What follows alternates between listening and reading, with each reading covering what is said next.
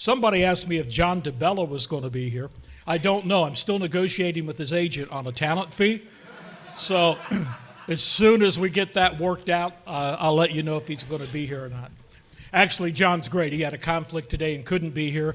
But Andre Gardner, who's going to be a part of the panel, is here. Cindy Drew and the Drew crew. So a lot of our on-air people here today. I just want to quickly say, I think one of the great things about Philadelphia, there's so much history in the radio business. And as somebody that's only been here 2.5 years, I've really enjoyed getting to know a lot of you, a lot of the stories, and really get educated on the rich history that is Philadelphia broadcasting. MGK has been very successful, and its recent reincarnation, I guess you would say, the key is it's been the same great radio station for many years. When we bought it 2.5 years ago, I told Bruce Beasley, I said, whatever we do when we go into Philadelphia, let's don't change things just because we can. I said, let's look at what's working and keep doing it. Things that need to be tweaked, we'll tweak. And thank goodness not much in this cluster needed to be tweaked. We're still basically doing the same things we've always done with the same people. Andre, when's the last time we had a major talent change 6A to 7P on MGK? 6 a.m. to 7 p.m. standard? Yeah, turn the volume on the headphones down.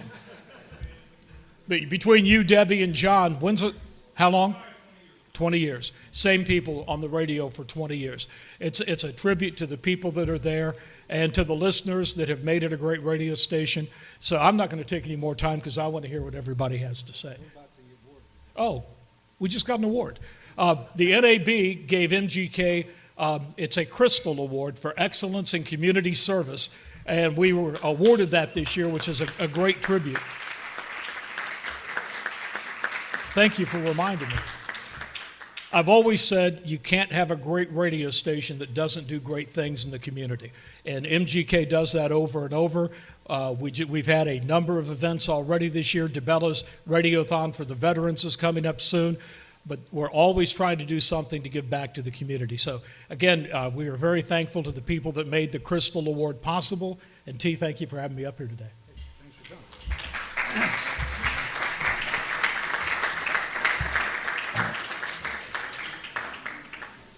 All right, ordinarily, when I was part of the WMMR tribute, we did things chronologically, but we're going to kind of zigzag today because Andre Gardner has to be on the air, and we can't keep him here too late. But I can't think of a better leadoff. This guy has hits every time he comes to bat, Andre Gardner. Andre, I never really thanked you for this, but I'm going to do it in public now, and that's for taking the time to write something on the back of the book that I wrote, Confessions of a Teenage Disc Jockey.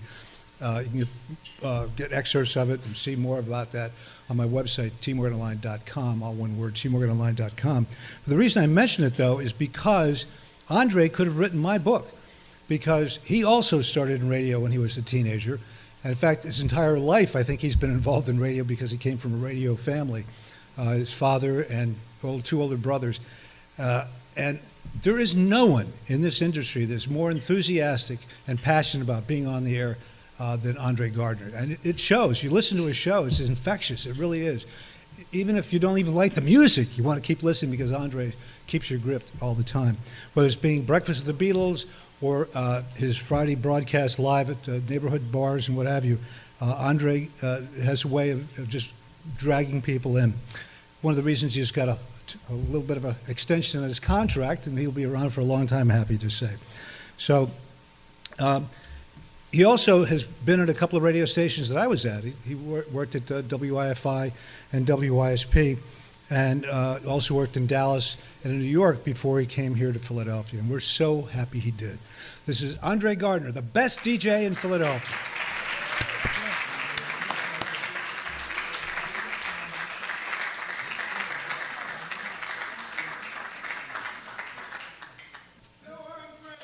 Oh, Mike.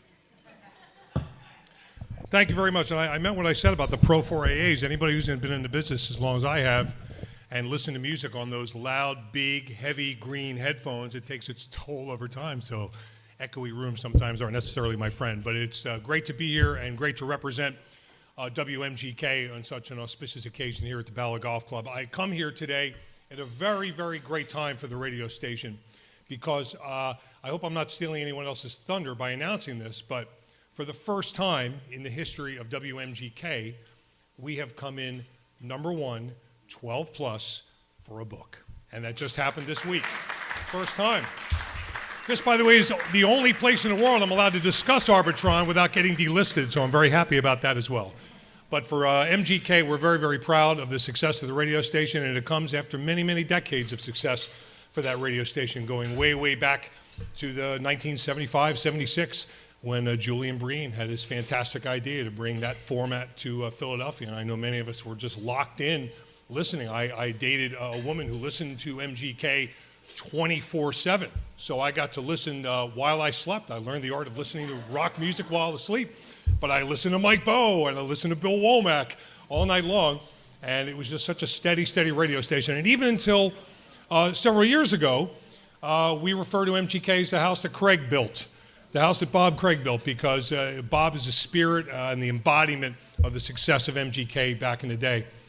And it just marvels to me how the station transitioned over the years, too, from playing that great AC format over to classic hits and over to classic rock, doing it so seemingly effortlessly, but not without a lot of work and finesse and promotion and stuff. And we've been able to really carry on playing rock music that Philly wants to hear and do it with a lot of love and a lot of passion. And it's just an honor and a thrill for me to be here, both to see all my heroes in one room, which is pretty amazing, but also be a part of WMGK and the success we've had over the years. So it's a pleasure to be up here on the dais. And I look forward to answering any heated question you have for me this afternoon.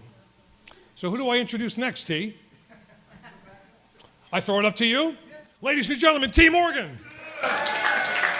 Where do I go? Up on the dais now, or what? Well, I don't know if you had to go or not, but you know. Oh, Right. I see. This is my Johnny Carson moment. Yeah, goodbye. I got you, right. I can hang for a little while if that's okay. No, we don't want you. All right, I'm done. Thank you. Yeah, just sit up here if All you right, I'll like. sit right up here. In fact, the rest of the people that are on the panel, to save some time, why don't you just come up and take a seat up here and we can keep moving here.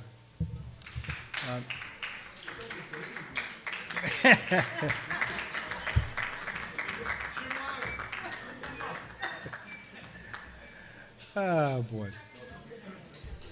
Well, I'm about to tell you a little bit about the history of WMGK, but I think it would be better for me to introduce someone who is very much a part of WMGK and actually WPEN here in Philadelphia. Dean Tyler's seated at my table. Dean Tyler, hello. Come up here for a second. Let him say a couple of words.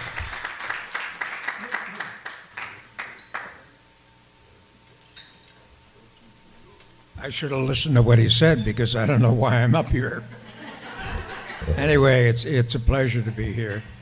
I've been fortunate throughout my entire career to hiring the best people on the best ratings of the best call letters that were imaginable for the markets that I worked in. So I had a lot of luck, but thank God I did. And it's hard for me to express how I feel about MGK because when I went to WPEN, that was it. I loved it. I wanted to do that radio station, and we did it very, very well. Likewise, Magic was, thank you, Kim. Anyway, I've worked for a lot of radio stations in my time. That's why I'm so short. But none the least of which were WPEN and WMGK. And while WPEN will always be my favorite, I guess, because I had great talent, and I was a believer in, for a long time, although that changed, what's between the music is what counts. And so we had great talent. And I think most markets that I know of would back me up on that because they used to come in and listen to us all the time. But Magic somehow or other won me over big time because of people like Bob Craig and the air staff that they had as well. even though their time on the air between each particular song were more limited than at PEN, they came across as warm, friendly, believable, and intelligent. And that gives new meaning to the name disc jockey. Because when you think of that, it's like, it's a disc jockey. But it takes a lot of brains and a lot of ability to live up to that in the shape that WMGK always did. And I marveled at that I was fortunate enough not only to have one, but to have two radio stations, both so successful and so very different for so long a time. I figured it out. I was lucky. But it was my pleasure. And I look around this room and I see so many people that I worked with. Never worked for me, they worked with me. And I've always believed in that. And I look around the room and I'm proud. I feel like it's my family. You too, Mary Lou.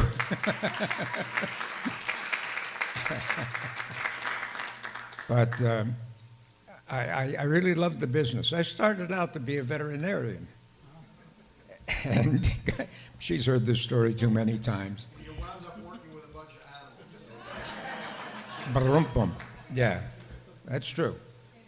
But it was a wonderful ride. I worked in a lot of big markets, Detroit, New York, certainly, some in L.A. In fact, I recently had a phone call from somebody that said they wanted to interview me because of my time in Los Angeles. And I said to Mary Lou, I spent a lot of time in L.A., but I was never on the air there unless I was a guest on somebody's show or whatever. But he had the right guy. He finally figured out that I was the one he wanted to talk to. And it was a rather strange feeling because I had great respect for the station that he was talking about and knew them very well because they had tried to hire me once or twice. But I told him right up front, I said, you got to understand, I never worked there. And so I don't know what he did with all that information, but we were on the phone for quite a while. And that's been in the last month or so, right? Right? She used to be my assistant. Now she's my wife, which means I'm her assistant. But it's a great pleasure to be here today. I would have enjoyed it a lot more if they just get the road patterns figured out in Philadelphia. My God, it took forever to get here. I come up here regularly to visit her family who live in the suburbs, and I go to my favorite hangout when I was at WIBG 100 years ago, and it's a very successful restaurant, and they give me a lot of the credit because I drank a lot. And I said, well, I'm in the right industry, that's why. But it's been a great ride, not the least of which, probably the most of which would be because of WPEN, WMGK. But I could go on and on forever and have been known to. But I think it's time for me to get off because I never expected to be up here in the first place. Thank you.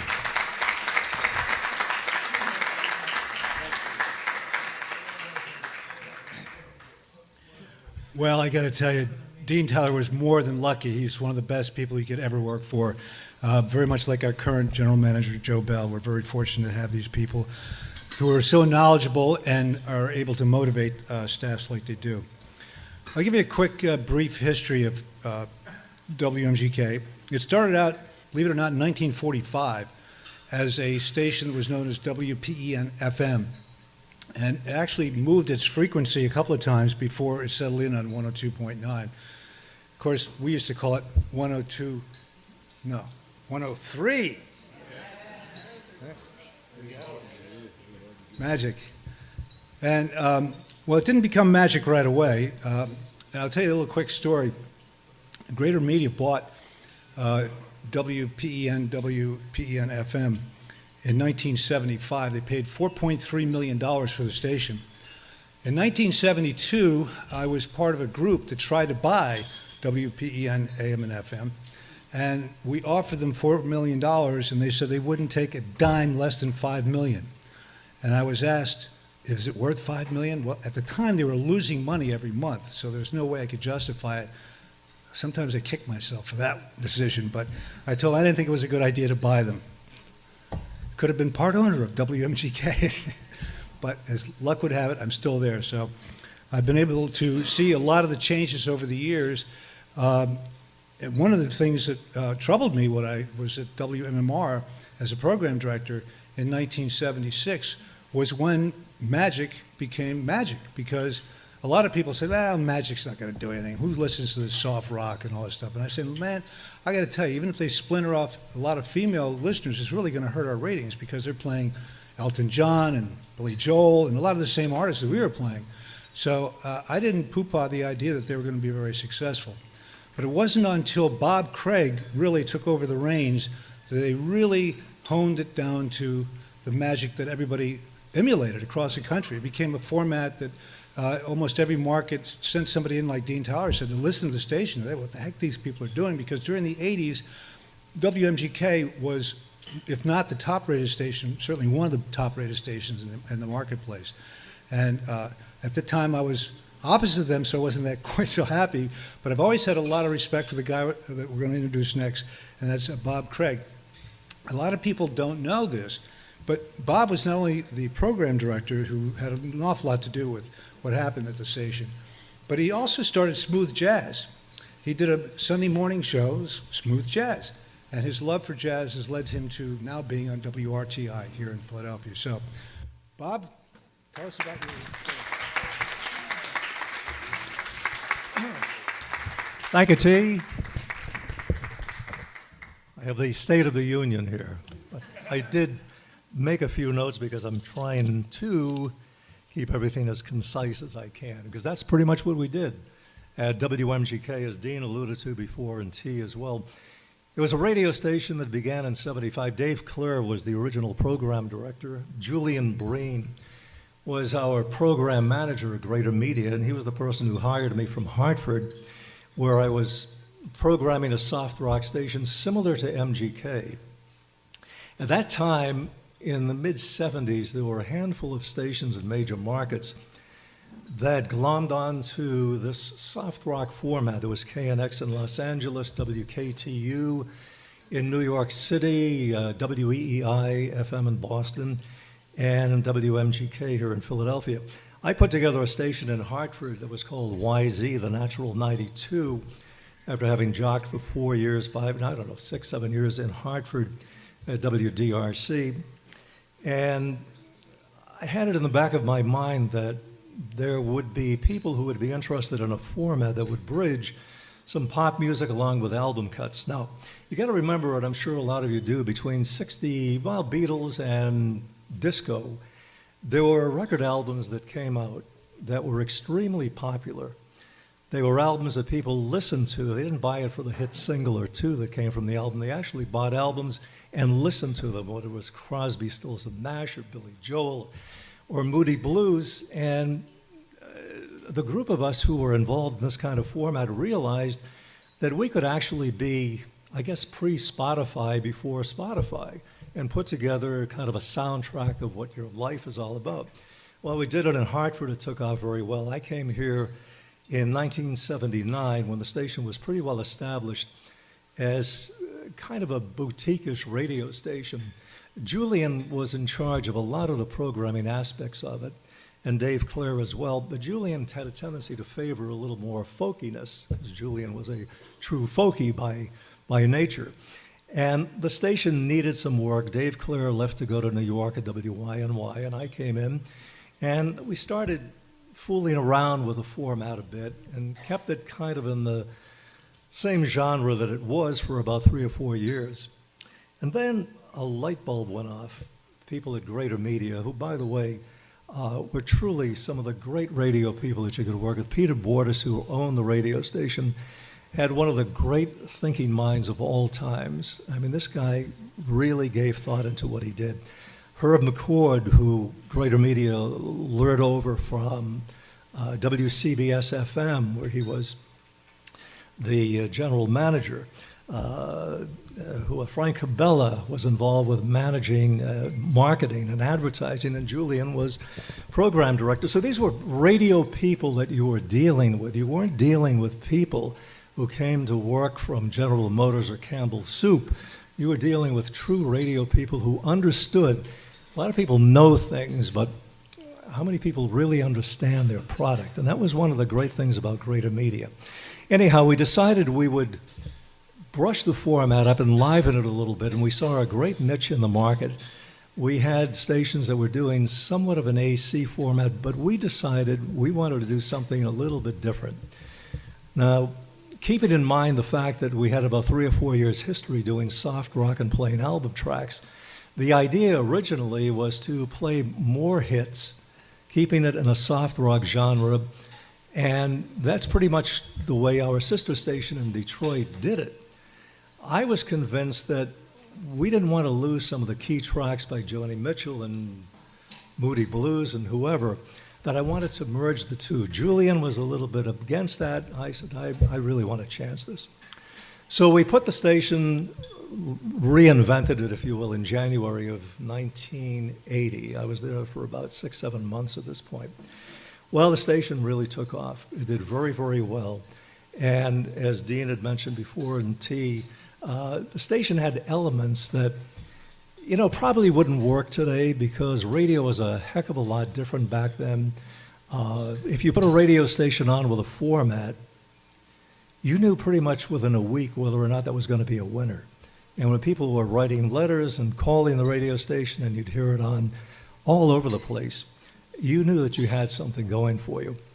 And wouldn't you know it, that about 5 months, I mean, talk about luck and being kind of like in the right place at the right time. In May of 1980, when we were pretty much zooming along with this format and people were really catching on to it, Olivia Newton-John comes out with a record where you've got to believe we are magic. You've got to believe we are magic and nothing can stand in our way.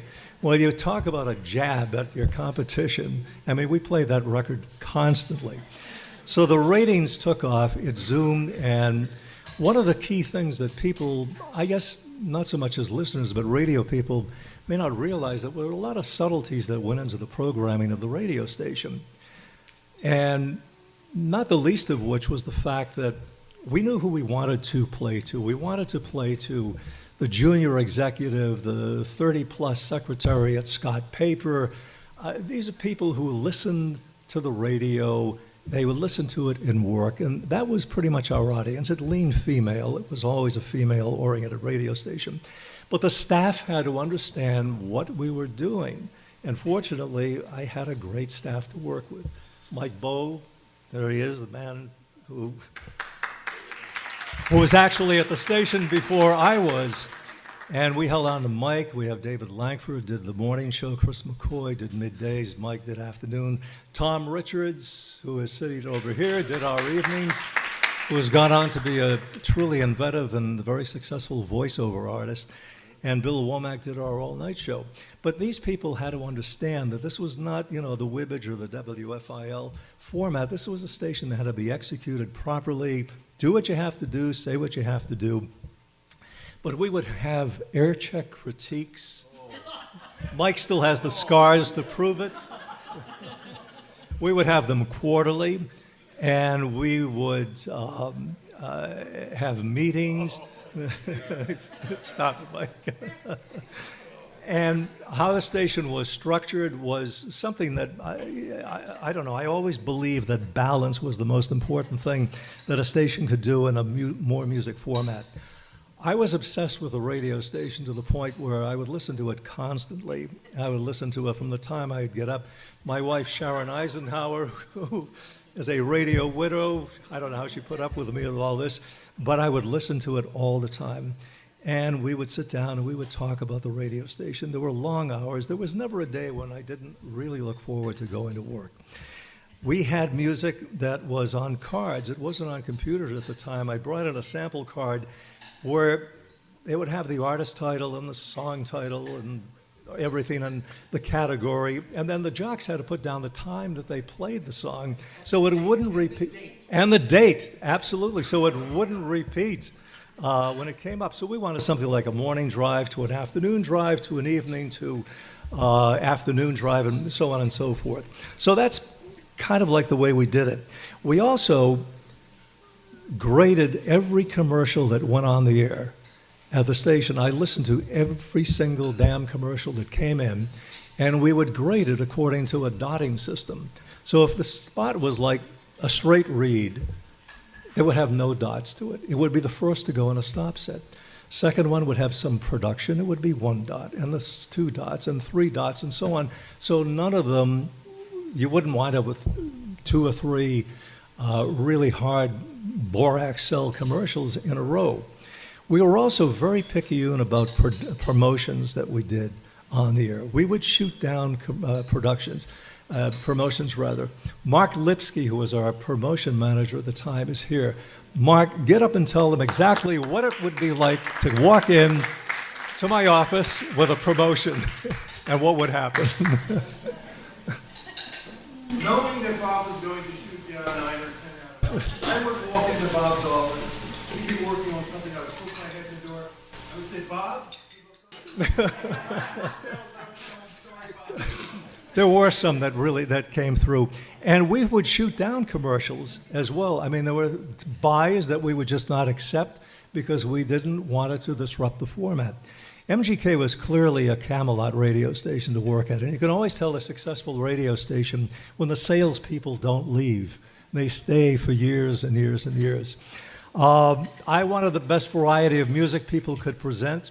I wanted to do specials on the air. One special we had the Magic 300, where we would have listeners send in their favorite songs. We'd play them down. But there was one to celebrate our 10th anniversary. And Joel Whitburn came out with a book called The Top 1,000 Songs from 1955 to 1984. And a light went off in my head, and I said, hey, how about if we played the top 1,003 songs of all time in a row? We gave the audience plenty of warning because we were playing Pink Floyd's Another Brick Against the Wall next to Sinatra's Witchcraft. I mean, we were playing songs that we'd never touched before. And we had people send in the exact time that they figured we would end the top 1,003 countdown, the exact hour, the day, the minute. Whoever came the closest or right on would win a free trip to Paris with $1,003 in cash, which was pretty big stuff at that time. So we spent money to make money at the station. And Larry Wexler was our general manager at the time. Larry is in South Carolina, I think. Where? Charleston. Larry was a terrific guy to work for, and we just, really had fun. And one other thing, too, that I'm sure no other radio station had ever done. In 1987, Larry got the idea, and I guess corporate as well, that we would put on the magic. It was called the last annual WPEN Wmgk Pro-Am Celebrity Big Band Magic Show. We had the entire staff put on a show. You remember that, Mike? Yeah, sure. Harvey, you were there at the time? Everybody had to be in it. Yeah, everybody had to be in it. Salespeople, office staff, Mark Lipsky, production, part-time people, whoever. And we put out a program called the Radio Bill. We had songs that we rehearsed. We'd go to one of the schools, I forget which one it was, in Bala, and we would rehearse on stage. We had an actual big band. People were singing songs. Every person was on there singing, doing rap, doing magic acts. Anything. We ended it with. We sang the one from the chorus line. We sang that, and we invited all these advertising people and agencies to come on in. Who the hell would do something like that in this day and age? It was just magical, and that's what we prided ourselves in, saying, we're magic. We can do pretty much what we wanted to do, and hopefully get away with it, which we did. So again, thank you for here. And by the way, I just want to say thank you to Jerry Wilkinson. Those of you who receive and are members of the Broadcast Pioneers, this man is tireless in what he does. And I know there are cities. major market cities who would give anything to have something like this, the broadcast pioneers who have such tremendous history and archival material of video and audio of what's going on. And it's the envy of a lot of cities that, and thanks to Jerry for putting this together. It's tireless, and it amazes me every month when you send around stuff. So we're really happy to have you, and thanks for having us today here at MGK and PEN.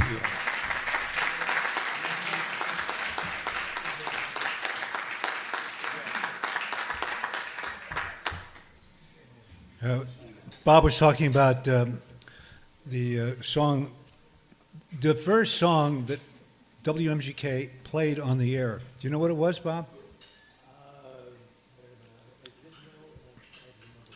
Maybe if I say Barry Manilow, that will ring a bell. No. Dean Tyler is one of the people that came up with the idea of playing mostly 70s music. And the first person who was on the air doing that was doing afternoons at Mike Bowe. Do you remember what that song was? Yes, I do. What was it? I Drift Away by Dobie Gray. Drift Away by Dobie Gray. Okay. So Mike was at WMGK, or has been in the history of WMGK, one of the most important members of our group because he did afternoons, which is always an important slot, mornings and afternoons. And Mike had the ability to, in few words, sound like he was your friend and maybe next door neighbor or something along that line. So you felt very comfortable listening to him. And of course, he had a great voice too. I always liked Mike's voice. In any case, Mike, you want to come up here and tell us all about your experiences at WMGK? Oh, by the way, the first date for that was July, I have it written down here, July 10th, 1994. That's correct. That's correct, okay.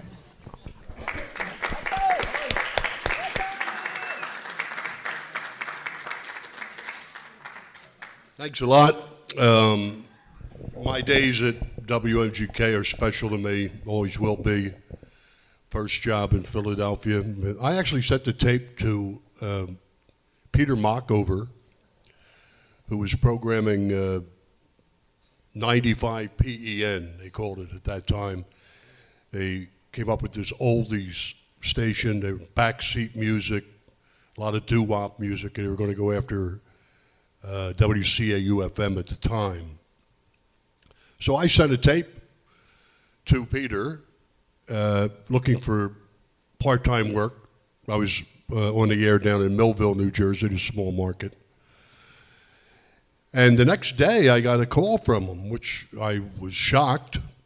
He said, look, I listened to your tape and you're a little too down for us, which means I didn't have enough energy for them. And Peter says, do you mind if I give the tape to Dave Clare, who's, have you ever heard of Magic? And Magic had just come on, and I knew a little bit about it. And so he gave the tape to Dave Clare. The next day, Dave Clare called me.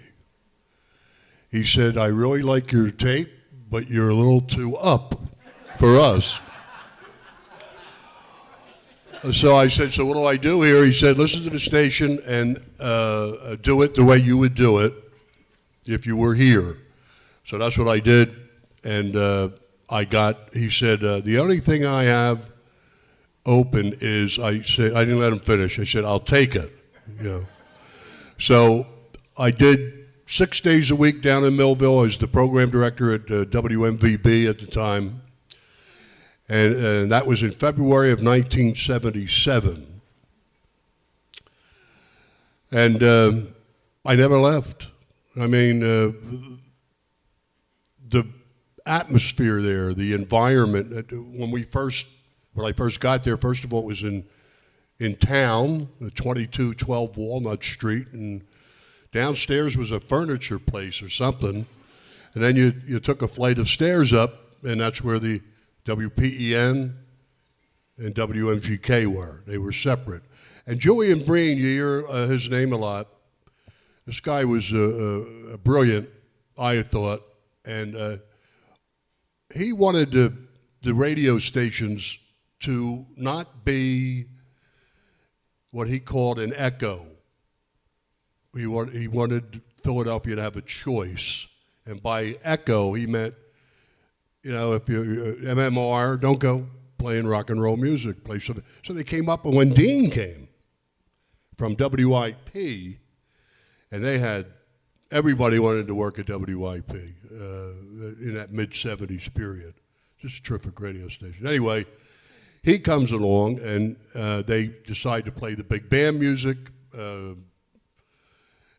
and the standards, the Great American Songbook. He hired Jerry Stevens, Ken Garland, Joe Niagara. And name them, they were there. Buddy Breeze was there. All the giants were there. So I got an opportunity to enjoy that music too. And that's what Julian meant. We were a choice. There was no soft rock radio station in Philadelphia at the time. And then there was no standard station at the time either. So that's why we were so successful, I think, is because we gave the audience, you know, a clear choice. We weren't up against anybody. And then, like anything else, the other stations decided to copy MGK. We started getting competition. We had about 4 stations that were doing the same thing at one point. And Julian came to me and said he wanted to do a Saturday night 70s show. And that's what I did. And I had no idea that it was going to be the precursor to what WMGK's become now. There's 2 factions, 2 groups of people that work at that station. At the time, there's the Magic people, and then there's the 1029 MGK people. But they're all one big family. I mean, we've crossed each other's paths. Great people to work with and a great environment. And speaking to Mr. Bell of Beasley, it looks like it's going to continue on in good hands, and I'm really happy to hear about that. It's a terrific radio station, and good luck with that. I don't know what else I can add other than I spent 26 years, 24 of them at MGK and 2 at WPEN, which the ironic thing was that's the station I wanted to work at in the first place, and I wound up working there the last 2 years here in Philadelphia. So that's my story. Thanks for listening to it. T. Thanks, Mike. T, I'm sorry, I have to step in. I got to take off and go on the Okay. radio now. So Go thank ahead. you guys all. Thanks for having me today. Pleasure to be here. I'm in awe of this company. I got to get a copy of that picture you took too. So thank you. Yeah, I'll see you over the exit. It'll be on the website. Okay.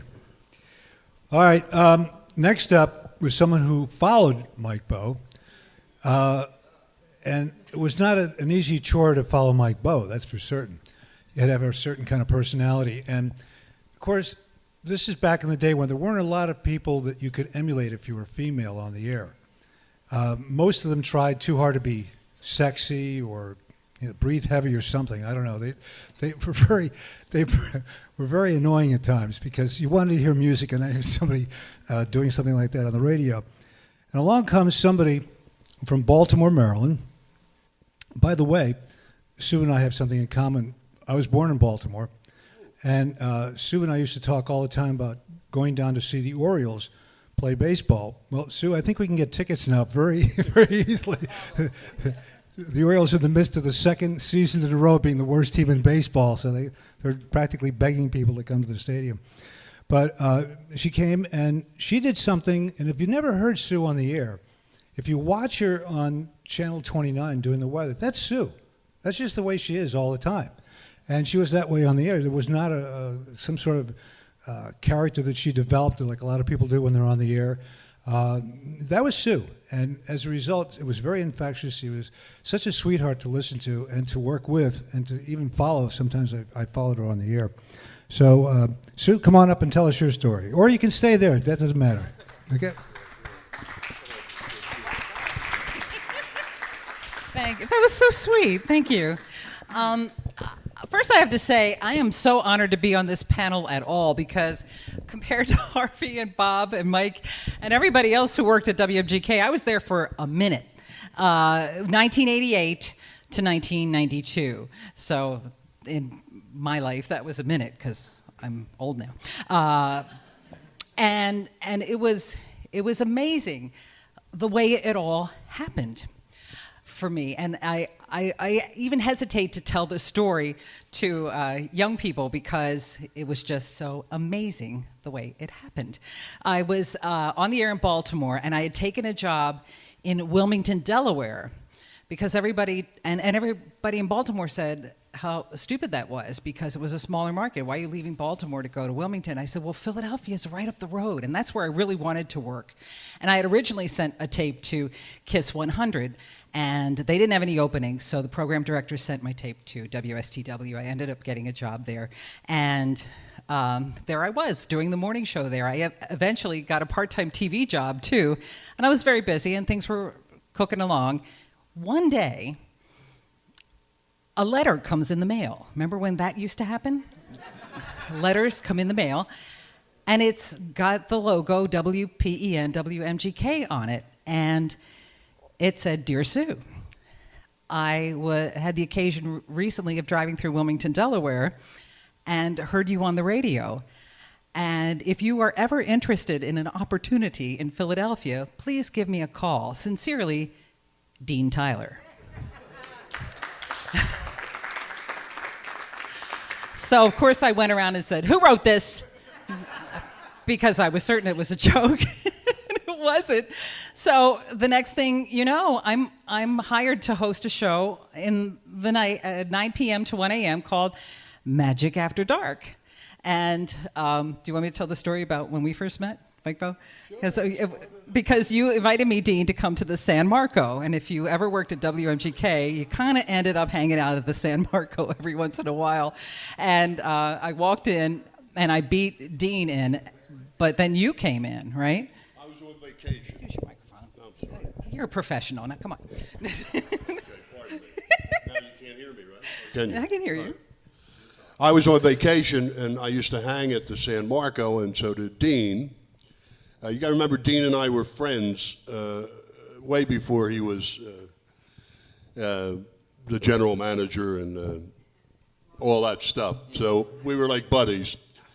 And here he had arranged to meet Sue at the San Marco to tell her that she was going to be hired to follow me on the air. And she was all excited. Mary Lou was there. Dean wasn't there yet. So Mary Lou and I were talking for a couple of minutes. And then Mary Lou said, this is Sue Serio. And Sue said, oh, I'm really looking forward to working with you. And I said, oh, really? You must be the big blonde I've been hearing about walking through the halls while I've been on vacation, because that stuff spreads Word like gets around. wildfire. So we never told Dean. I think it's the first time I ever admitted it to you. But Mary Lou knew all these years. But we thought that was funny, and it was a little secret we kept from him. So so you said, oh, I have to look surprised now when Dean tells me. Yeah. So now when Dean tells her. Yeah.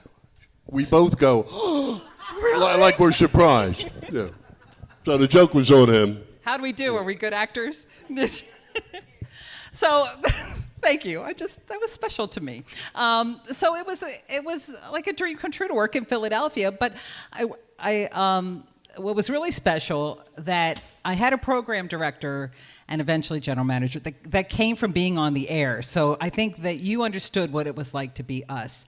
And instead of being afraid to see the hotline ringing when you would be listening at night driving around in your car, I was happy to hear it because you always had an encouraging word for me. And if you know what it's like to be on the air by yourself at a studio, 10 o'clock at night, you just wonder, is anybody out there? And when you would call and give me words of encouragement, I just can't even tell you how much that meant to me. And it was just fun doing that show. It was fun interacting with the listeners. They would do requests and to get to play what people wanted to hear. And I just had a wonderful time. And I'm going to make you listen to one more story because it also happened while I worked at WMGK. And I said at the same time, I had a job at TV 12. So I would work at TV 12 and then come to WMGK. But while I was at TV 12, I worked with a guy named Bill Vargas who did the sports. And along... So we were just cubicle buddies. We were just friends there. He was married and I had a boyfriend, so we were just buddies. And eventually during the course, as it happens in broadcasting, that job ended for Billy. And I hadn't seen him in about a year. And one day, it wasn't the hotline or the warm line that was ringing, because we always picked those up, but it was just the regular old request line. So I said, you know how it was. Sometimes you picked it up, sometimes you didn't. And so I decided to pick it up, and it was Billy. And he had been in the bank that day. Do you want me to tell the whole story? Because he and his wife had just broken up. His car was in the shop, and he needed money to get his car out of the shop, and he had just found out that his wife had cleaned out their joint bank account. So there he is standing in... What?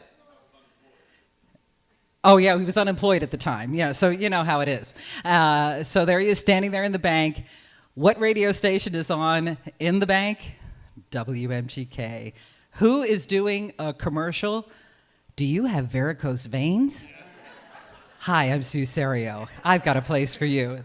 He said, Sue, my friend from TV 12. He called me that night.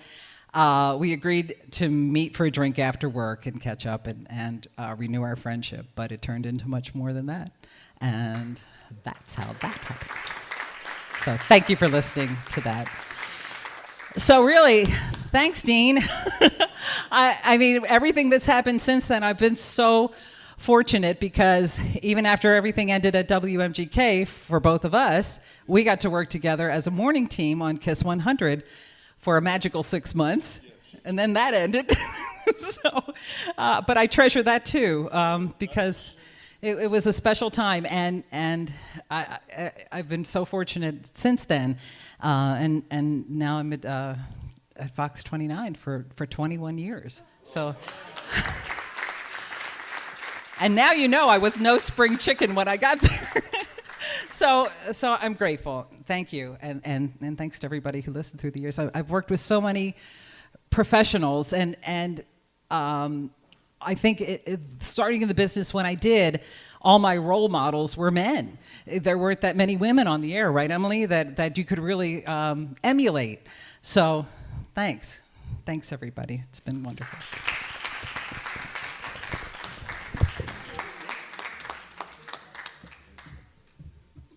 It's magic. That's what it's all about, right? Magic.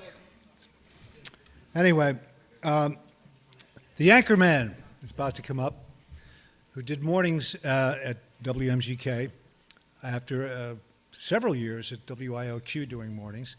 Harvey in the morning, with his moniker always saying, "Good morning, Harvey here." Is that right? Hello there. Hello there, Harvey here. Something like that. That's the kind of friendly voice you'd expect to hear from him every single morning. I think the best description that I was given of Harvey in the morning was, it was like Mr. Rogers for adults. I thought that was a perfect description of what he did. You never knew what was going to happen on his show. He had his sidekicks doing all kinds of crazy things. It was always a joy to listen to Harvey in the morning. Harvey?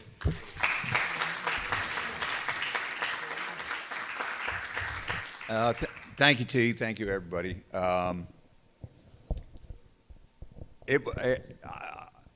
how I started at MGK, we'll start there. I'd been fired from IOQ after 13 and a half years.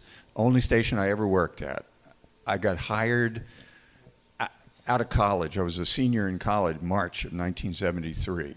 Roy Lawrence was the program director. I heard they had a weekend news opening. I made a tape at the studios at Temple. I got the evening bulletin, wrote a couple of stories, made a 3 or 4 minute tape. I had never been on the air in my life. I brought the tape. Roy says, bring a tape and a resume. I didn't have a resume. I'd been driving tractors, mowing grass my whole life. And so I made the tape, brought that alone. Next day, Roy calls and said, can you start Saturday? And I went, oh, sure. So my shift was 7 in the morning till 3, Saturdays and Sundays. I missed my first newscast. I'm 30, 40 seconds late. I'm out of breath. I'd written a minute and a half. It's supposed to be 3 minutes long. I'm a kid. I'm more scared than I've ever been in my life.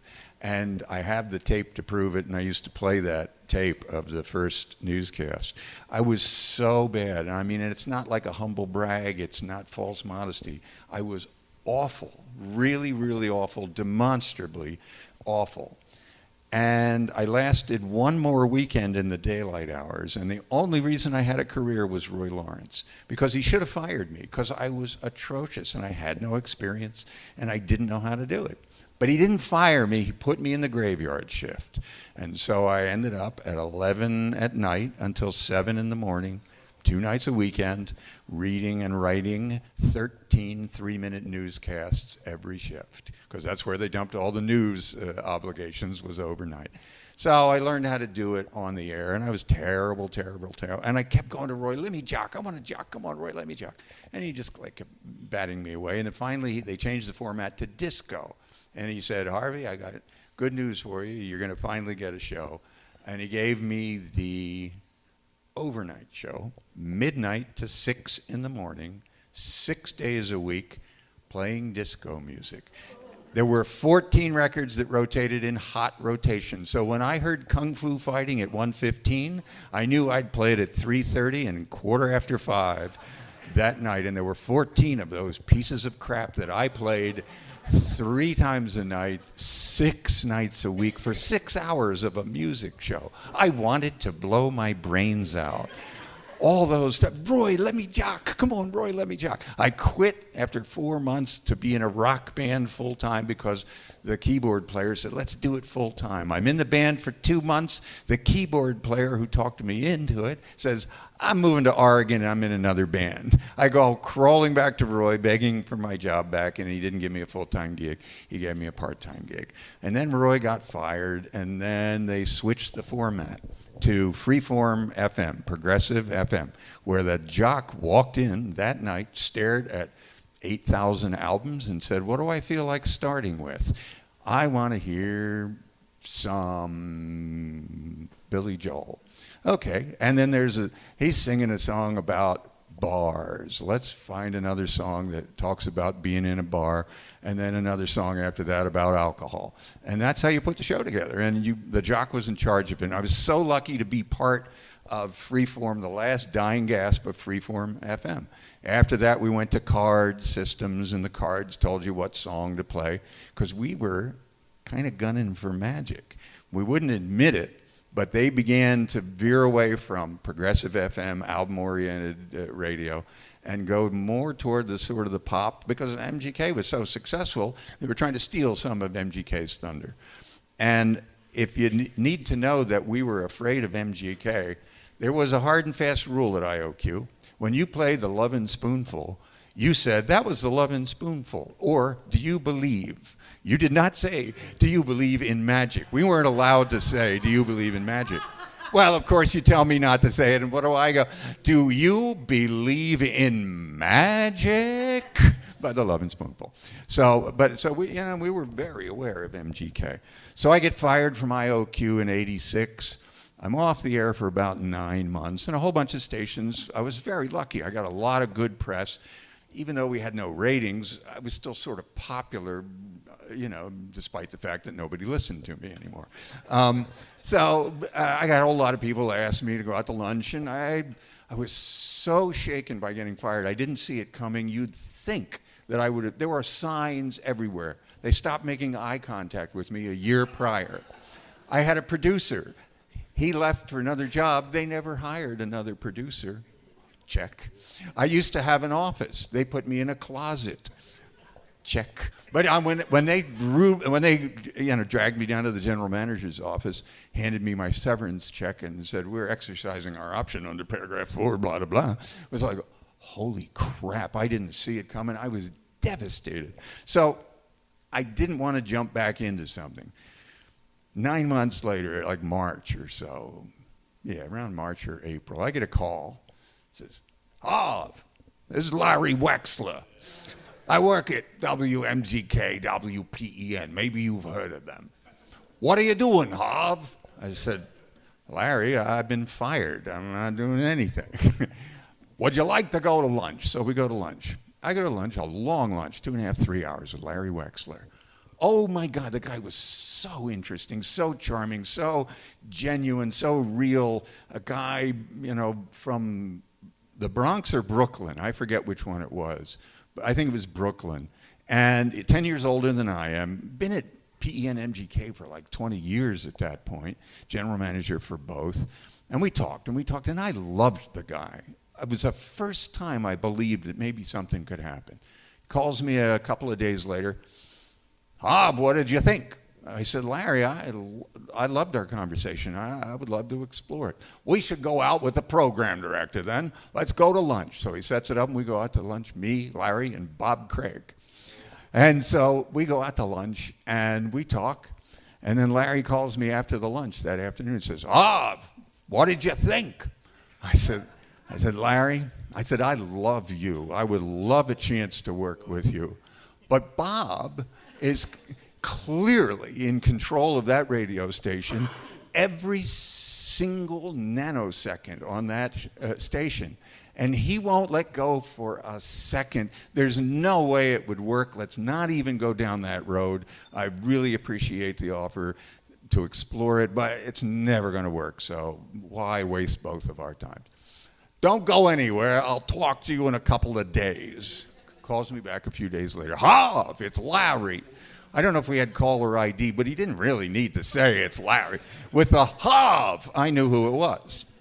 He said, how would it be if you were to report directly to me, the general manager, and the program director would be a consultant? I said, a consultant? Yes, like if he said something that you liked, you could use it. If you didn't like it, you could tell him to go piss up a rope. I said, really, Larry, you can do that? He said, yes, I can. I'm the general manager. So I said, well, then I would be interested. So that was how I was brought to MGK and rammed down this man's throat right over there. I mean, when I went to lunch, Bob created this gem, every second of it. Bob thought that giving away a little tiny T-shirt for a baby at 7:25 for answering a trivia question was going just crazy zany over the top. And you didn't really need any more than that for a morning show. So we were at loggerheads. Plus, he'd been told that he was a consultant on the show and wasn't in charge of me. Is that going to go well? Is that a good relationship starter? Well, we butted heads like crazy because I took apart his precious gem that he had spent years creating, and I stomped all over it. It took me a year to get my confidence back. It took me a year to build a show and make a new show for this MGK audience. And I was just running. I don't know whether before they played 12, 14 songs an hour. Sometimes I played 2 or 3. And the rest of it was just me talking like I'm doing now, telling stories. So it was just a horrible confrontational situation. Eventually Bob leaves MGK and ends up down at PEN. So he's still in the complex. And I would see him all the time. And I have to say that there's never been anyone who I've been in such conflict with and despised seeing coming down the hall more that ended up turning around and being a delightful encounter every time I saw him. And it has nothing to do with me. As I was not the first to make the move. I might not have ever buried the hatchet. It was because of Bob Craig and who he is that he was generous, and there was no more supportive, generous individual who delighted in my success that eventually came to me at MGK than Bob Craig, when we were mortal enemies at the start. And I always remembered that and thought that that was really singular, and I hadn't really encountered that from anyone else that I had done battle with. And I did a lot of battling with a lot of people over the years. I'd been told for 14 years at IOQ that I was difficult to work with. And if you're told something every day of your life, you begin to internalize it and you begin to believe it. And I thought, yeah, I guess I am difficult to work with. And then I worked with Larry Wexler. And I was in Larry's office almost every morning after the show. And I called Larry my executive producer, stealing a title from TV. And I would be in his office, and we'd go over the show and talk about stuff. And he liked much of what I did, and every once in a while Larry would say, that thing you did this morning sucked. And you know what my response was? It wasn't to fight and say, you don't know what you're talking about, you're an idiot. It was like, all right, I just won't do that anymore. Because I knew all the time that Larry loved me, respected me, and supported me doing my show and creating a show, and that he thought I was a talented, valuable individual. So I didn't have anything to fight for. There was no conflict. And after a year of working with Larry, I got my confidence back, and I thought, I'm not hard to work with. Wow, what a surprise. I am the best employee you'll ever have. I would have done anything for Larry Wexler. If he'd said jump, I would have said how high.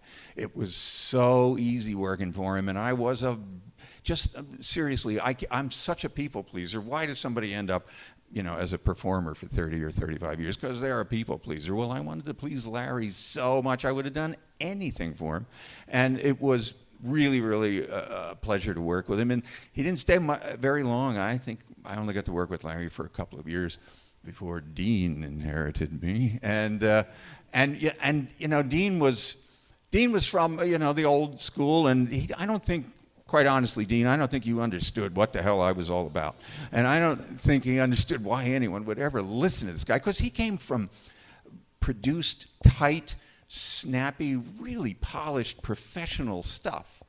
And no one ever used any of those words to describe me, ever. And I took forever to do anything. And I would just start off on a story, not having a clue where I was going, and trust that I would find a way out. And sometimes I did. Sometimes I didn't. I'd go on and forever, and I couldn't save it. And sometimes I would. One of my heroes was Jim O'Brien. I loved Jim O'Brien. I loved him on the radio. I loved him as a weather guy. And him and Carson and Letterman, those are my heroes. And I watched Jim O'Brien paint himself into a corner hundreds of times. And I would see him save it at the last second, not knowing how he was going to get out of it. And I always really admired that. And I tried to do some of that myself. And I eventually built a show that I was really proud of. And frankly, I think the 8 to 9 years I worked at MGK doing mornings was the best work I ever did. And I was immensely proud of building that show. And I got tons of support from Dean, who inherited me also. And, it lasted until it didn't last any longer. And, the 70s format was kind of my death knell. They took the show away from me to do the 70s format. And I stayed for a year because they said they'll keep paying me. And I was a week away from signing a house construction loan to build my dream house when they took the show away. So I didn't have the nerve to go, screw you guys, I'm leaving. So, I stayed for a year, and then they fired me. And that was Dean's happy task to call me in and fire me. And if you're in this business, you're going to get fired sometimes, it's true. But when you're replaced by a guy named Banana Joe, it's a bad day. It's just a bad day. You just know you can't fall much farther than that. When Banana Joe is the good choice and Harvey in the Morning is ew. And I never worked in radio again a day in my life after I left MGK. I worked for another 11 years in television. But I spent 5 years trying to get back on the radio, and I just couldn't for whatever reason. I have no idea why, but I couldn't get hired in Philly. I sent out hundreds and hundreds of reels across the country. I just couldn't get arrested. I got TV shows, they would get canceled, hosted a couple of shows. I worked, and then I stopped working on camera, and I started behind the scenes working at Banyan, and we did Trading Spaces. And then after 35 years, I left, and because I'd done everything I ever wanted to do. It was easy to leave. I had nothing left in the bucket list. I had no unfulfilled. I had been so lucky for a kid who started as that weekend news guy who had no discernible skills at all to end up doing the things that I got to do. Oh my God, am I the luckiest boy I know. And after 35 years, I didn't have the fire for it anymore. It was like, let the kids do it. Walked away, took 5 months off, started a handyman business, and I've been Harvey the Handyman doing physical labor at 68 years old for the last 13 years, and love my life. Love my life. Don't miss it for a second. And all the people that I hear working in radio over the last 15 years or so, I got to say I haven't heard any of them going, it's the best time of my life. It's just not. People talk about their time at MGK. They talk about how great that place was, what the vibe was, the people that we worked with. There are a few special places that you work at if you're lucky. I've been so lucky. A lot of people never have one like that. I've had 1, 2, 3 that I think, in broadcast, that were the ones that four, counting Double Dare for Nickelodeon. 4 places where everybody said, it was the best job I ever had. How lucky am I to have been able to have that happen to me that many times. So, thank you so much for including me in part of this. Let me just say one thing about this guy. We would record all the phone calls and a big reel of tape, big 10-inch reel of tape. And I would hear Mike, you know what? No one's ever done an impression of Harvey. I've never heard anybody do it. Honest to God, it was like 3 weeks ago. I was on Preston and Steve's show. We were promoting a Double Dare live show at the Miriam Theater. And one of those guys on the MMR morning crew does an impression of Mike Bowe. And it's like, wow, still to this day. It involves spelling magic with a B at the beginning. But they were doing an impression of Mike Bowe, and it sounded just like him. And Mike was, very smooth and very polished and whatever. But I would record on this big reel of tape, and Mike would take all the request calls on the phones, and he would record them too. And I would listen back to Mike's tape. And after being so Wmgk, and it was so polished, he's like, yeah, what? What do you want? Nah, we're not playing that. Nah. Yeah. Now, what do you think? I don't think they're any good either. Yeah. And I went, oh my God, that's the show. And I said to him 100 times, that's the show. You need to just go on, take calls, and be you with all these people. It was so good, so entertaining, so freaking authentic. It was brilliant, but he never got to do it. But that's the show, and that's who this guy is, brilliant talent, who I don't think we ever really got to see all of it. We got to see this much of it, but there was a lot in there. And Sue Serio I loved because she was real as well. There was a person who came on after her who I listened to those same tapes who had this reputation of being a caring, very wonderful person. Oh, I'm so sorry that you're going through that. God bless you. And then the stuff off air, nah, we're not doing that. Okay, bye. Nah, that story's a downer. Forget about it. Nope, bye. She was so mean to the people who would call her in need and in pain and just put on the ones that, oh, God bless you. But Sue was always real. She was, what you heard was actually who she was. And to me, that's one of the most important qualities in life is authenticity. So these two guys are really amazing. Thank you all for including me and making me part of this.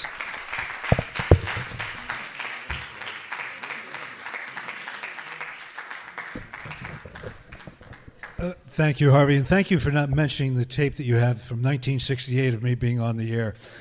It's probably just as good as your first tape. You know? Oh, well, thank you. Well, we thank all. What happened? I'm just still the same guy, man. Out of here. Thank you all for coming today. This has been such a great pleasure, especially seeing a lot of the old employees from WMGK. Thanks to Joe Bell and all the panel members for taking part, in Dean Tyler. Safe trip home is all I can say at this point. Come to the next meeting. It's in June.